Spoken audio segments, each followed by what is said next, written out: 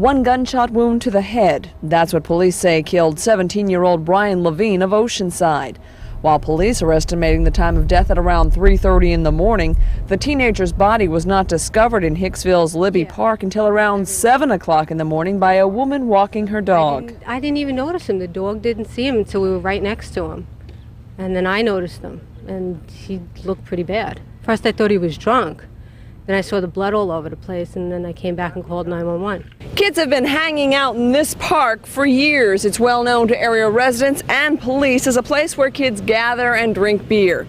Over the years, it has had its share of trouble, fighting and vandalism, but there's never been a gun before, and there's never been a murder. In this neighborhood, yeah, I could see drinking beers, I could see, fights. When we were kids, you had a fight with somebody, you got into a fist fight behind the high school. You didn't pull out a knife or a gun.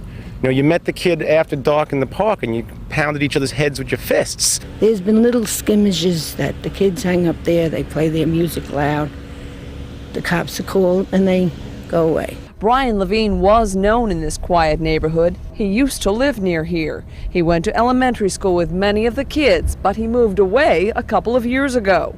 16-year-old Jim Syvertson, who lives beside the park, says he was surprised to see Levine hanging out on the park bleachers Thursday afternoon.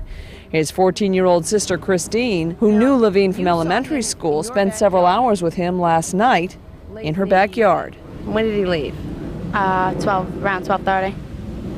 Did he say where he was going? To Rob's house, see if he was home. And never saw him again after that. While police do not suspect that drugs were involved, they do say they want to find out what Levine was doing in the park at 3:30 in the morning and who was with him. At this time, investigators say they are not even theorizing as to who killed Bryan Levine or why. In Hicksville, Deborah Reedy, News 12 Long Island.